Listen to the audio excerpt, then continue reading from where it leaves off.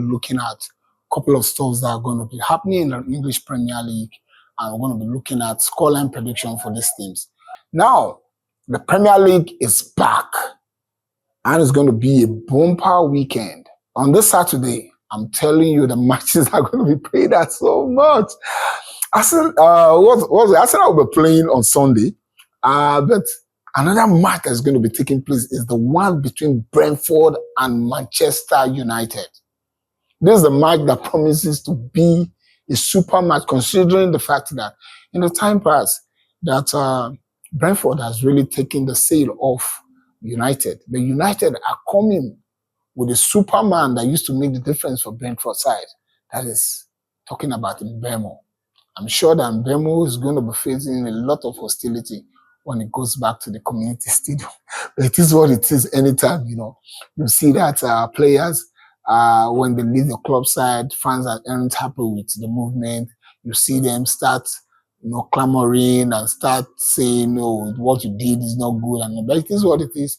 But I'm looking at this match, looking at my crystal ball. I think Brentford are going to have a victory over United. It's going to be a 2-1 victory. The only thing that's going to make the difference is if Amory chooses to give the players a license to go and play without a handbrake. But if they play with a handbrake, I'm sure that these guys are going to take the sail off United. And the other match also that's coming up is Crystal Palace versus Liverpool. Crystal Palace against Liverpool.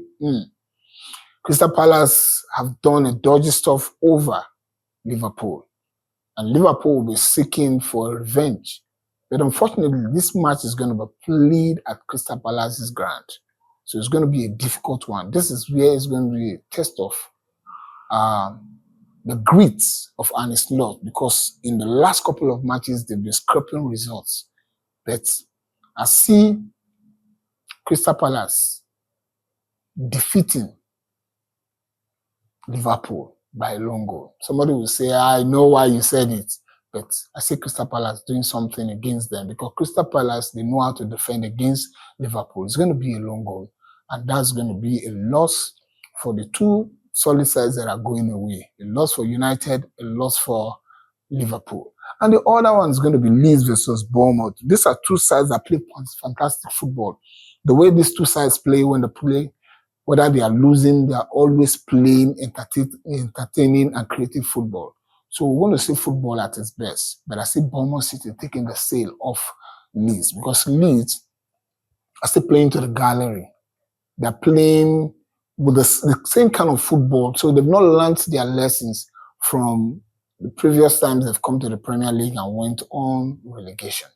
So I see Bournemouth City scoring as much as this game is going to be a 3-1 victory for, what's it called? For the Bournemouth side. They're going to defeat Leeds by 3-1. Man City versus Burnley. I think Man City, from scraping that result against Arsenal, I think they're going to have a victory over Burnley. Burnley is still not playing to the strength. They have opportunities, they fluff their lines, and I saw it against Manchester United. They had glaring opportunity to defeat Manchester in that match, but somehow they lost.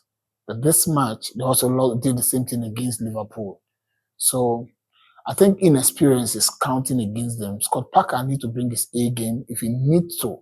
I know he's going to pack the bus when it comes to the Etihad, but somehow Haaland is going to undo them, because they don't have that formidable defense that can hold Haaland. So it's going to be a emphatic 3-0 victory for Man City over Burnley. Then Nottingham Forest will be playing against Sunderland. This match against Sunderland is going to be a tough one for Nottingham Forest, because I still don't understand what Ange Postecoglou is doing at the moment, because his formation doesn't seem to be gelling. This is a team that Nuno Espirito had built to a formidable position. But somehow I wouldn't know if the players aren't playing for him. Sometimes you see players, when a coach comes in, they don't like the coach, they want to be changed, they just be looking at, just be playing as if, But Anyways, this match is going to be a 2-2 draw.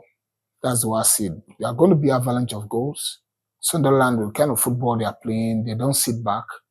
They're going to be avalanche of goals. So it's going to be a 2-2 draw. Now you're going to be seeing Spurs against Wolves. Spurs against Wolves. Spurs are going to beat Wolves. Wolves, even though they renewed the contract of their current coach, despite the fact that he hasn't been playing well, but that defense led by Mapado. Mapado is not doing well. As an African player, I expect so much from him. But each time he gives away a lot of silly passes, and this is going to count against them. So Spurs have got, especially playing in front of Richarlison. Richarlison is going to do the yeoman's job against Wolves. Now coming on a Super Sunday, 2 matches are going to be played on the Super Sunday. It's going to be Aston Villa versus Fulham. This game promises to bring a whole lot of goals. And I see a 3-3 draw because both sides can score. It's going to be it's going to be a nervy, back to back. Everybody will be doing what they can do. It's going to be a 3-3 draw. And the last match of the Super Sunday is going to be Arsenal versus, Arsenal versus Newcastle. That's a match that's going to be really, really tough for Arsenal. But Arsenal is going to defeat them by 3-1 if Arteta decide to play with creative players. This is how it's been on this edition of From My Point of View. Let me know what your own perspective is, your point of view. My point of view, I've given you my scoreline prediction and what I expect these teams to do. Until then,